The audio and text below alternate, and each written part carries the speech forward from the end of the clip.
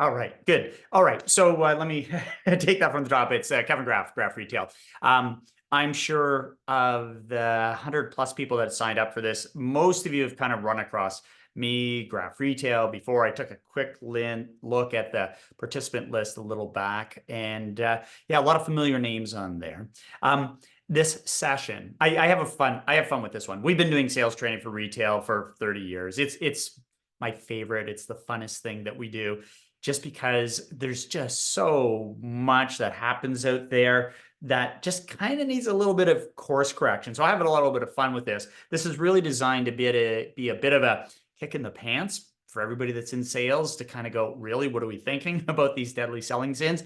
But more importantly, just to give you a little bit of a nudge, some ideas of what you could be doing that's a little bit better. Now, look, a lot of this is not rocket science. You know, we're for the most part, we're not saving lives out there. You know, we're selling a range of things. It's complicated as heck. Like, when you really get into the world of selling, there's an awful lot to know. But in the world of retail selling, we can really make some fast advancements just by upgrading some of the basic skills along the way, which is how we do this. So here's how this goes. I run you through 21 deadly sins, things that I see out there, and I give you a little bit of content on things that I think you could be doing to get past those. Like I said, most of it's pretty straightforward, but you'll pick up a few things as we go through it. So let's get started on this thing and talk about the first of the deadly selling sins. The first one, not waiting on customers. It says, if I have to talk to you about that at this stage of the game, I probably can't help you.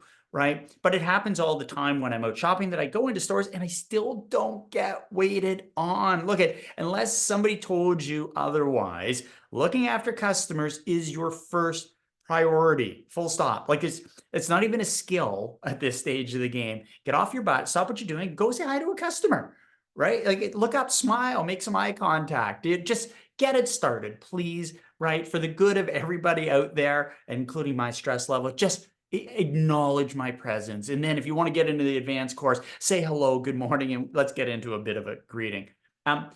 Sin number two. Okay, so now let's say that you came over and greeted me, sounding like a salesperson. Bad opening lines like, can I help you? Was there something special I could help you find? Why would I be in your store if it wasn't for something special, right? I tell people all the time, we're raised not to trust the salesperson, because the salesperson, cynically, is the person who really doesn't have our best interests at heart, which nothing could be further from the truth when we do selling properly. So the fix on this is just forget that you're a salesperson, forget that they're a customer. Think about yourself as a human, and they're just a human, and you're just going to go and have a human-to-human conversation. So slow it down. We'll talk about some things that you can do in a bit.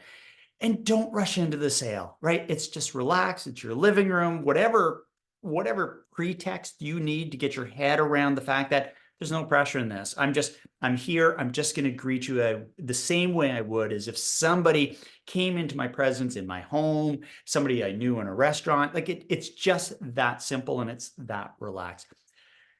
Sin number three, failing to establish rapport. 70% of the reason that you will or will not succeed on the sales floor is tied to your ability to establish rapport with the customer. And it looks like it's the easiest step in the world, and it's really not all that complicated, but people tend to just go blowing by it.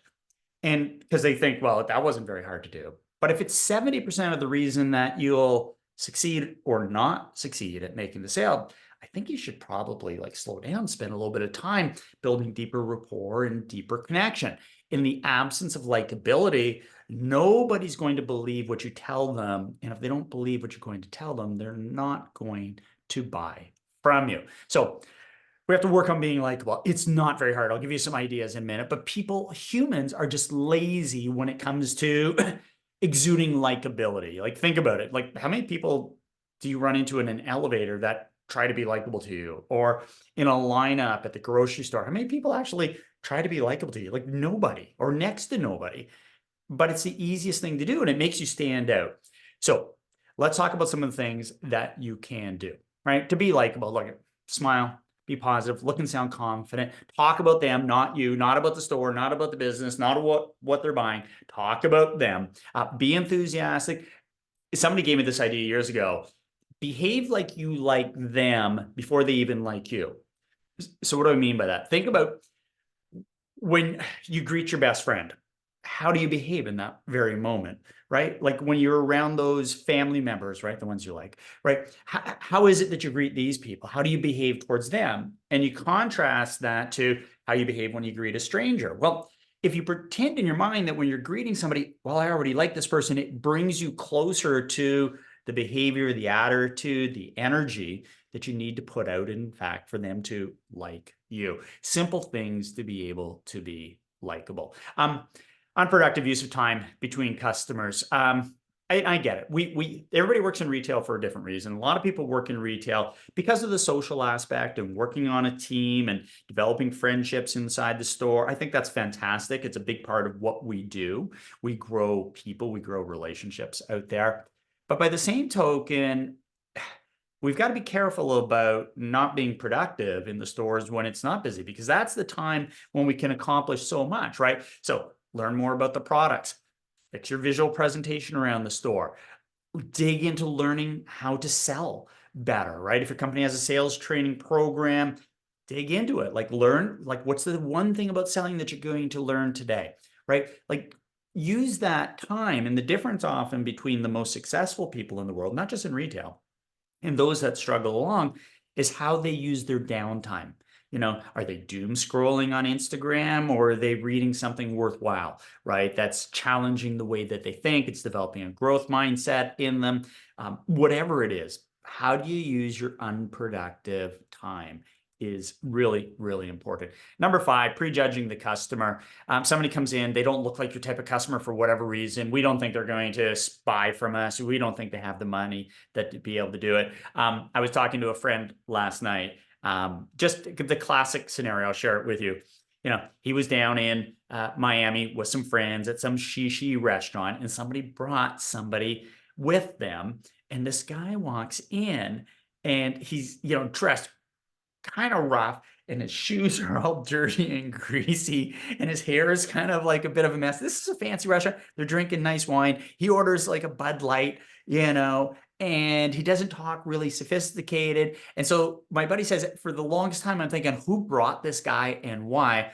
Well, this guy probably he runs an auto auction business down in the US that grosses $700 million to $1 billion a year. He gets 10% off the top of that. He's doing okay, right? But he was prejudging him along the way. And we, believe it or not, we have prejudices inside all of us that cause us to prejudge people based on how they look. Set it aside. Give everybody the same amount of respect and time that you would want. Focus on learning more about their needs instead of your own views. Number 6, this is the hardest part of selling. Most people do not go deep enough here. I say we are doing more selling when we're asking questions than when we're actually going blah, blah, blah, talking about the product and everything that we know about it. The sale is made when we're asking all these questions. So we need to go a lot deeper on this thing. Ask more questions, like way more. And I always think you should be able to pre-plan it. Most of you on the line sell the same, go through the same selling scenarios over and over again, whether it's 2 kind of general selling scenarios in your store. Maybe it's 4, maybe it's 5. But for the most part, we have these most common selling scenarios. And I always say, if I'm working through that same selling scenario over and over and over and over again, I could probably pre-plan what all the questions are that I need to be able to ask, right? So that I shouldn't be going by the seat of my pants. I can sit there and think, okay, I'm going to ask him about this and this and this. And what am I basing my questions on? Where I'm going to take this customer. Because I've got to get them to open up their mind to not just share with me all of the information, their wants, their needs, their fears, their hopes, their desires. I want to learn all of that. But I'm also opening their mind to thinking about things they hadn't thought about before that our solution just might offer. So in my particular case, when we go out to sell, I have to sell, I've been doing this for a while. I know what my 20, 25, 30 questions are that I'm going to ask even before I talk about what it is we might potentially do for them, because I have to figure out how it is I'm going to position it to them and see if it even makes sense along the way. We focus on technical, lifestyle, and emotional questions, right? I'll give you a couple of examples. Technical questions, if you're working in a fashion store, what color do you like? That's a technical aspect. Lifestyle, how would you describe your fashion style? Emotional, how do you feel when you wear your favorite outfit? What sort of impact are you trying to make? That's the emotional side. Most people ask the technical questions pretty well. The sale, the important questions are the lifestyle and the emotional, right? How's it going to be used? How are they going to feel? What feelings are they looking to be able to emote during the way? That's how we create questions. My favorite questions to be able to ask, I call these the golden questions. I think you should ask these with probably 7 out of 10 customers that are in your store. What do you currently own? What do you like about it? How do you wish it was different? And then I follow that up with, what have you seen in other stores, or what do your friends have that you like? What do you like about that? How would you change that? See, and what I'm doing is I'm kind of fast tracking it. I get to know what are the things that they like that I have to make sure whatever product I'm going to introduce them has those things about it that they like, and the things that they would improve or don't like, I'm going to close those gaps for them with my solution. And now I've got into their head a lot quicker. So I would call them the golden question. Sin number 7, I do it on the webinar, but it's a one-sided thing. Talking too much. We always believe if we're talking, we're winning. And the reality is we're only winning on the sales floor if the customer is doing the majority of the talking, right? It's as simple as that. The customers believe what comes out of their mouth. They might be a little dubious about what comes out of your mouth. So if I can get them to say it by asking them questions, that's how we're going to do this. And so the fix, ask lots of questions, become a question machine. Those of you who are my clients on the line, you know, if we were in a workshop together, we've got flip charts out. We're creating question after question after question after question after question after question after question, because that's where the sale is. Sin number 8, not knowing your inventory, your prices, your competition. Listen, if I say this to people all the time now, if your product knowledge in your store, and everybody's different online, is not at least an 8 out of 10 across the board, and I know some things you're a 10 and some things you're a 2, if you're not at least an 8 and on your way to an 8.5, maybe a 9, it's kind of tough slugging, right? Your customers are coming in. They know a ton about what it is you're selling in your store. They've been online. All the information is there. And when you're selling to somebody that knows more about what you're selling than you do, it's a potential problem. It's not the end of the world. There is a way around that. But for the most part, we've got to make sure that we know this product inside and out. We're an expert on it, how to use it, how it was created, what the brand story is, what goes with it, all those things. Know what your prices are, know what the competition is. Nothing drives me crazier when I'm in a store, things aren't priced. I'm like, geez, really? In today's day and age, now you're going to make me have to go and get you because this doesn't have a price on it. Right? It's problematic when we go through this. Do a daily pre-check of what's new, what's out of stock, where things have moved. Get out, shop the competition, go online, check out, see what they're doing out there. Memorize the price of 5 items daily so you know it. And it's tough, depending on the retailer that you're representing here today. Some of you have a limited range of SKUs. Some of you have got thousands of SKUs. Got thousands of SKUs. That's a little bit of a tougher ask that tell you should be memorizing all that stuff. Just start to work your way through it. You'll look more professional.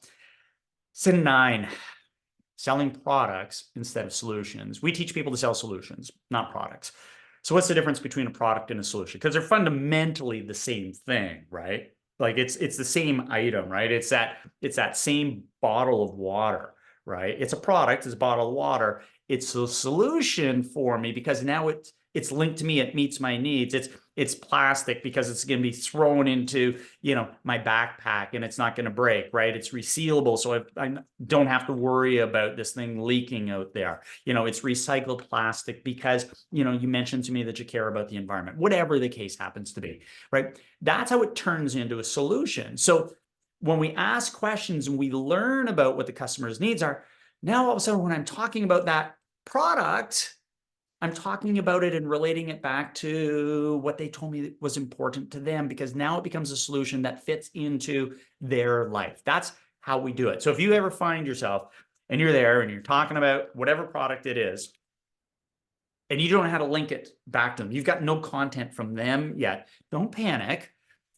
Just slow it down and start to ask a few questions at this stage. So you're going to be talking about, it's recycled plastic. And I shouldn't have held that up and said recycle because I don't know if it's really, yeah, it is recycled. right?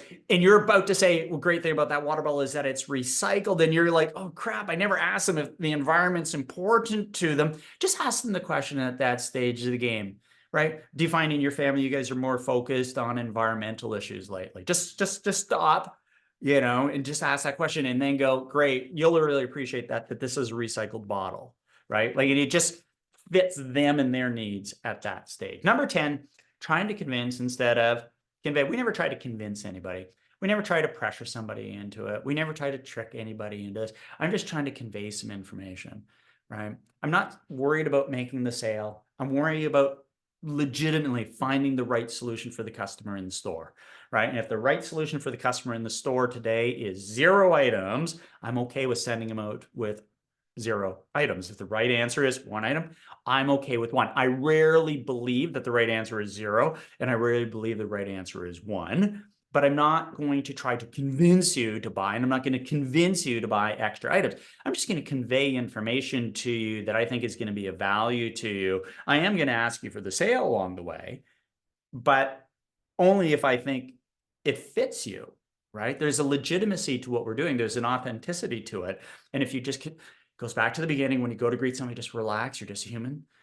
We're going to ask some good questions. We're there on a consultative basis. I'm going to try to understand your needs. I'm going to try to solve as many of them as I possibly can while you're in the store today to create an amazing shopping experience for you. That's all I'm trying to do, right? I'm not going to do anything along the way. Focus less on making the sale and more on helping your customer. Constantly ask yourself what the best solution would be if you were in the same situation as the customer. And if you go, if I was the customer, what would be the best solution for me? And you go to yourself, I really don't know their scenario very well. Well, okay, well, ask more questions, right? That's the whole idea when we talk about this. This is a tough one for some people, depending on the category. Only selling items that you like or that you can afford. You blackball some items that come into your store. You think, well, that's ugly. Who's going to buy that? That's terrible. I would never buy that. Or, geez, who's going to spend that much money on that? Right? Like you all of a sudden blackball because you would never spend that much, either because you don't think it's worth that much or it's just outside of your budget range. Right? It's not about you. It's about the customer. Right? It's about what their tastes are. It's about what their quality expectation is. It's about what their budget is, not what your pocketbook is. Right? So forget about all that stuff. Your job is to find the solution for them, not the solution for you. So the fix is, it's not about you and it's not about your taste. It's about the customer. So get focused on that all the time. I did a project recently for one of the big high-end brands, Chanel. And it's like, okay, well, you got employees selling $15,000 bags. They can't afford to buy a $15,000 bag, but they're all pretty bought into the notion that, oh, it is absolutely worth $15,000. Why? And they can tell you why it is, right? They are disciples of the brand. They live it, they breathe it. Number 12, selling items to customers that they don't want or need. If you're doing that, shame on you. You are from 1950.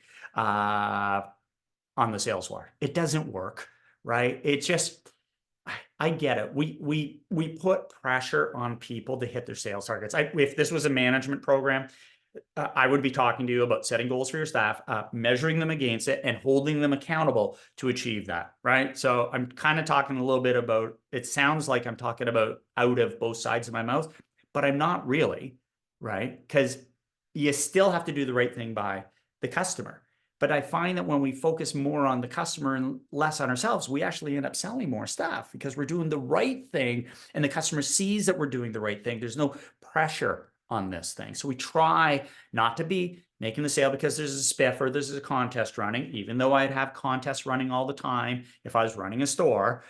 I'm not going to sell it just because the contest is on that item. I'm going to find the right solution for the customer. And when the opportunity comes to sell that item, yes, by all means, I'm going to do a good job over there. Sin number 13, not selling complete solutions, the dreaded one item sale.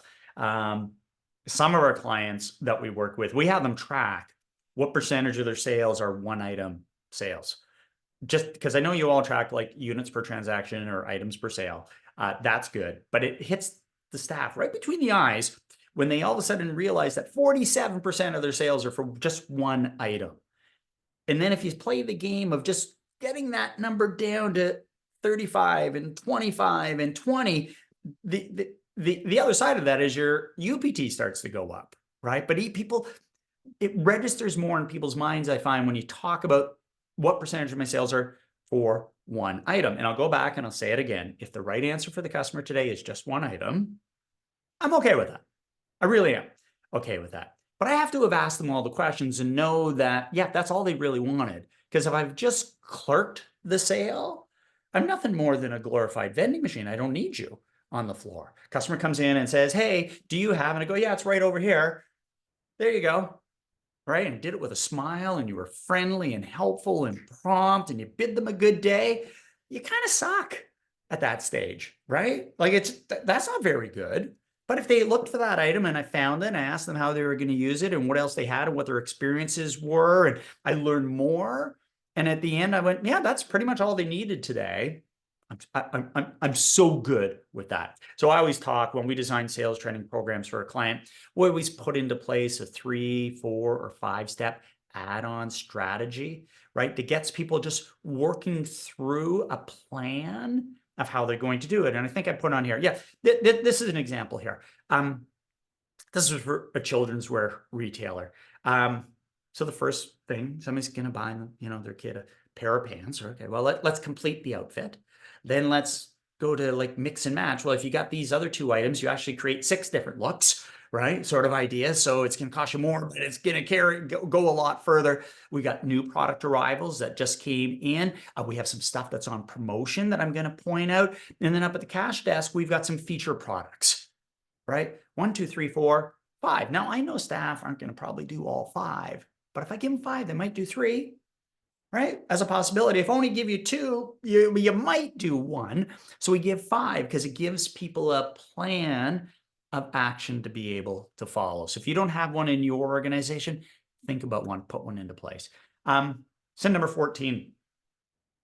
We stop selling before they stop buying. Right?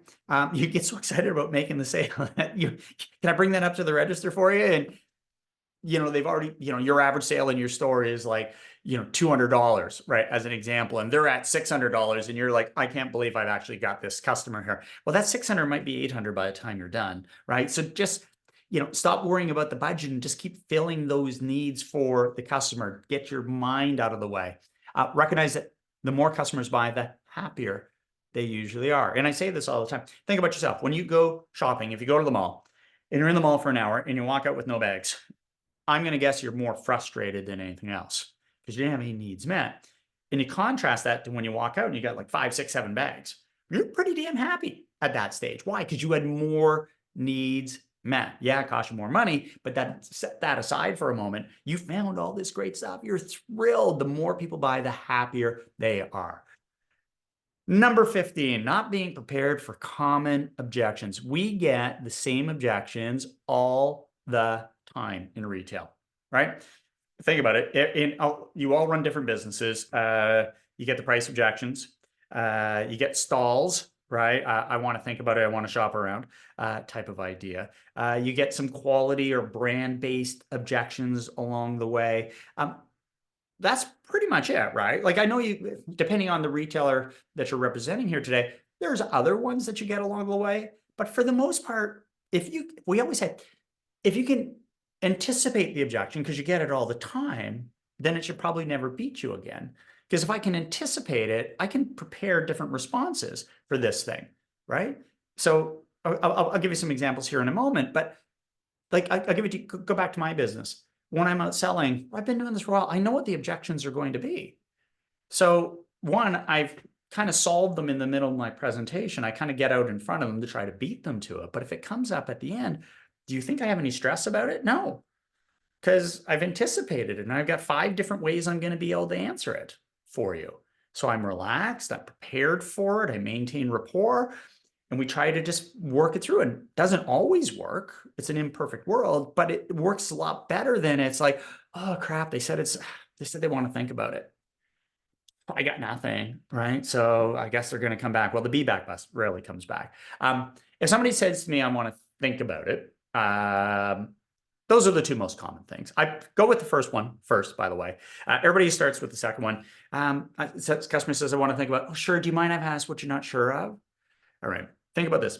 Buying is an emotional process. We always say, if I have this vertical scale, I have to get them a certain level of emotionally excited. I call it the buy line, right? And if they're excited enough at that buy line and I ask for the sale, they'll say yes. Makes sense? I got to get them excited about it. Okay, so I'm moving them up towards this. When I ask them, can I ask what you're not sure about? What are they talking about? Stuff they're not sure of, the negative stuff. What direction are they going? Down. It's okay. It's a smoke out technique. We can work with that. But if I start with the first one, when the customer says, no, you know what, let me think about it. I say to them, no problem at all. Do you mind if I ask what you like most about this item? So now what are they talking about? The stuff that they like. What direction are they going emotionally? They're going up, right? And I just start to reinforce all the stuff that they like. And then at the end of that, I go, it really is a good solution for your needs. Did you want to take it today? Right? Like, and it's a bit of a, let's go in that direction instead of they're going down. So if I do that and I still get a stall, then I go, no problem at all. There's probably one or two things that you're not sure of. Would you mind sharing those with me? Right? And now I can maybe solve those issues. Since 16, not knowing when to close the sale. Sometimes people just keep going, keep going, keep going, keep going, keep going.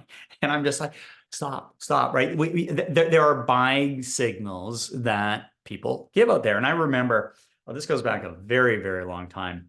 Before I even started my own company, I was working for a training and development company. And they had hired me to sell predominantly their services. And they sold in manufacturing environments and office environments, that type of idea. And I remember they dragged me along to this sales call to this manufacturer, small manufacturer. And they said, we've been meeting with this guy, you know, for like 5 or 6 times. We just can't get, we just can't make the sale. Can you come along to this meeting? We go in, 15 minutes in the meeting. I ask for the sale. We get the sale. And they thought I'm some sort of miracle worker. All I did was the guy, I listened to the, for the buying signal. The guy basically told me he wanted to buy it.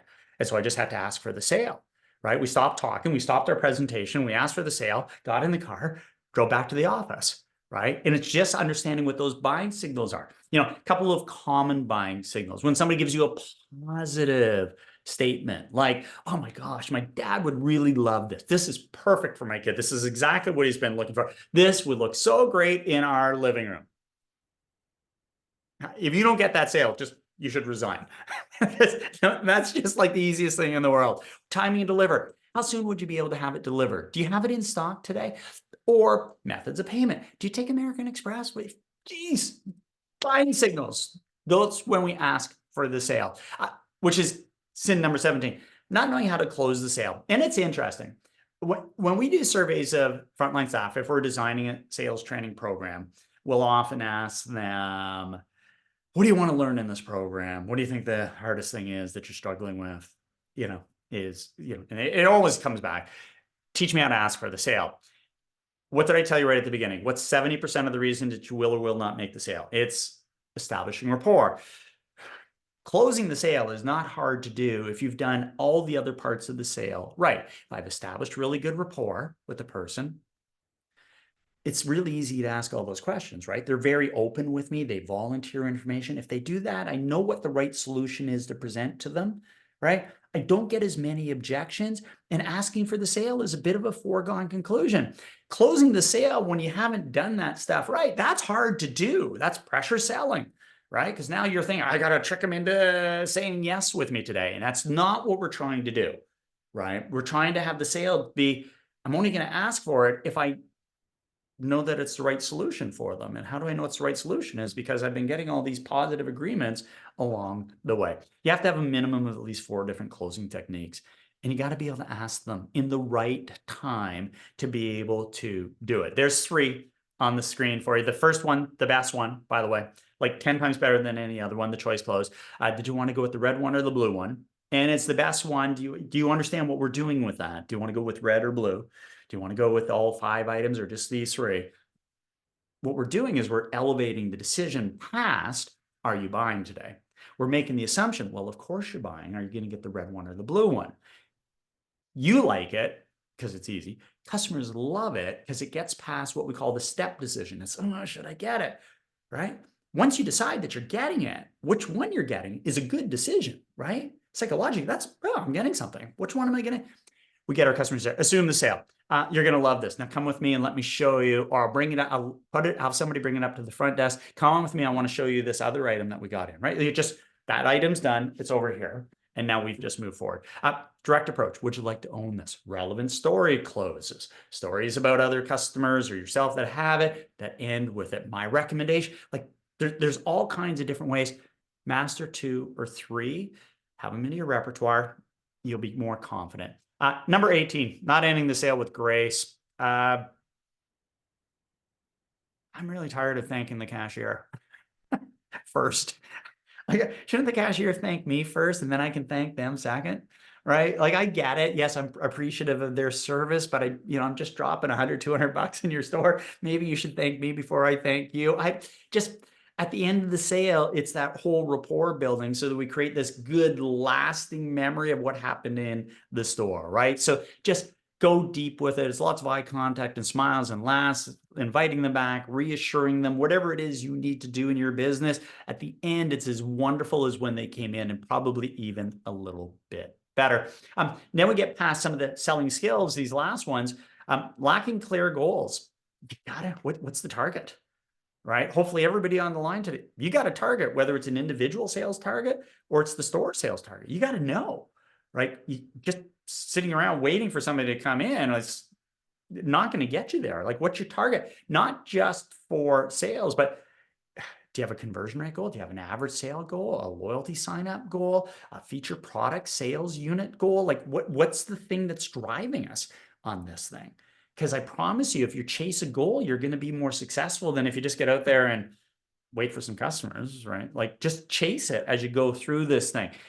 For all the managers that are on the line here, if you don't have your staff chasing goals, if they don't know what the goal is, they're not focused on it, you're not talking about it all day long, you're leaving 10 to 20% in sales on the table every day, like nonstop. It's fix your goals when you go through it. Sin number 20. Failure to accept responsibility for your results. If it is to be, it's up to me. You've probably heard that 1,000 times before. You got to get past, it's the weather, it's the schedule, it's the customers, it's the mall, it's interest rates, it's the guy in Ottawa with pretty hair. Just, it's up to you, right? And I know there's all these things that affect us out there, and sometimes traffic in your store today is really quiet for whatever reason. Great, it's one day. We're here for a week, we're here for a month, we're here for a quarter, we're here for a year. Like, at some point we have to go, no, it's me. And the moment that we go, no, it's me, is the moment that we start to find a better way forward, right? Because you can't be a victim, right? Where success happens to you. Like I say all the time, sales don't happen to us. We make sales happen. So you've got to kind of like recognize that it's really up to you. Yes, your organization has to give you the right product, and yes, they have to give you the right prices, and yes, they have to give you the right training. But at the end of the day, you're responsible for your success out there. So do what it takes for you to be able to find that success. And number 21, I hope there's nobody on the line that falls victim to this one here, not taking pride in your work. I tell you, what we do in retail, it doesn't matter if you're a part-time salesperson, a full-time, a supervisor, a manager, a key holder, a manager, a district, is nothing short of awesome, right? You should feel incredibly proud of the work that you do. You're working in service of other people out there, right? Which is huge. Yeah, we're trying to hit a sales target out there. And yes, we're merchandising the store. And yes, we have a shipment in. And yes, we have to mark it down. But we pull off miracles in our stores every single day. Have a phenomenal amount of pride in what you do out there. That's my very fast look at 21 deadly selling sins. As I always say, learn from the mistakes of others, because you can't possibly live long enough to make them all yourself, which is why I kind of designed this one as, hey, there's the stuff I see happening. What's the fix? At the end of all these webinar Wednesdays that we've been doing for free, where we hope you get lots of value out of it, I give you a little bit of glimpse into some of the work that we do here at Graff Retail. And as it relates to this one here, some of you on the line are already on our program that I'm about to be able to talk to you about. We do tons of sales training. The program I'm going to just share like literally in 3 minutes with you about is our Ready to Serve program. It's our online sales training system. It's not a program, it's a system that's designed specifically for the retail marketplace. And it's busy as heck. Retailers are getting more confident in their business out there. We've already put 1,000 employees on this program, and it's only like January 31st at this stage. It's amazing the traction that we're starting to see in all this stuff. We built this program on the science of learning. Research shows that a full 40% of employees who don't receive the necessary job training to become effective will leave their job within the first year. We've got to get our turnover rates down. People don't quit when they're winning. They can't win without the skills. Engaged employees are up to 202% more productive. 87% of millennials tie their engagement to getting proper training. Fundamental training is essential to engagement levels. You can move from under 20% to over 90% retention of content, of skills with proper reinforcement. When we designed Ready to Serve, it is heavy on reinforcement. It's a program that never ends. We call it a system because after you get through round 1 of the program, it goes into round 2. Then after round 2, it goes to 3. After 3, it goes to, like, it's this constant reinforcement of the learning. And we forget, quite frankly, 70% of what we learn in the first 24 hours, 90% is forgotten within the first 30 days. And you know that to be true. That's why we never stop doing it. And business results go up by over 20% when proper coaching occurs. So inside of our program, we even give our clients a whole sales coach program tied into the Ready to Serve program. This is an app first program. People can use it on their phones. It's designed for that, but there's also a desktop version because not everybody wants to put it on there. It's slick. It's way cooler than I am. We use an app provider, the same one that Starbucks uses to train their baristas. It is unbelievably slick. It's kind of foolproof when you go through this thing. There's a really, it just drives this learning journey all the way through it so that we drive the process through it. Every week there's training directives. Your HR department doesn't have to send it out, right? It's like, no, we drive it. We go, hey guys, this is what the topic is this week. Here's what your activities are. You've got to watch a couple of short little 3-minute videos. You have to do a little bit of an activity. Like it's pretty straightforward when you go through it. Little bite-sized training videos. For those of you who've been around a long time, you were on our Get Selling online program where the videos were 15 minutes long. I had pleats in my pants. I had all my hair and none of it was gray. All the videos now are micro. They're 3 minutes. They're 4 minutes at the very longest, right? Everybody's got ADD, so it's really tight learning so that people can access it quickly out on the floor.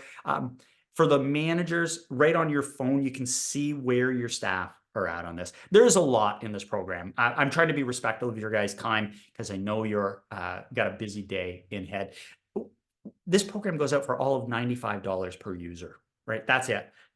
So I always say, well, you probably pay for this program in the first week, because if somebody actually knew how to sell, how much more could they possibly sell, right? So the program for almost all of our clients gets paid for like unbelievably quickly. We normally charge a $25 admin fee per user to get them set up. That goes right back to the app one. We're going to waive that. For any attendees on here that want to learn more about it, just reach out to me.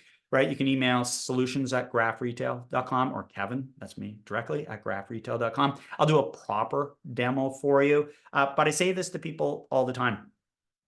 If you don't have in your organization right now a really proper, and I mean proper, best in class sales training solution for your staff, you're cheating yourself out of results. You're cheating your customers out of a better customer experience. You're going to lose them.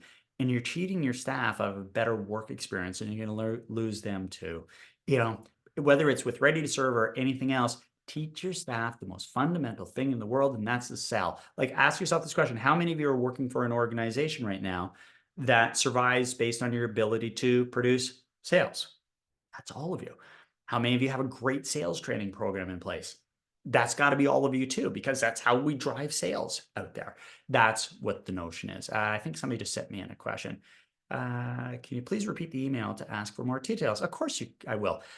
Send it to myself, Kevin at Graff Retail. So the company name, Graff, Graff, retail.com. Right. So that'll get that to there, and I'll get you some more information on it. All right.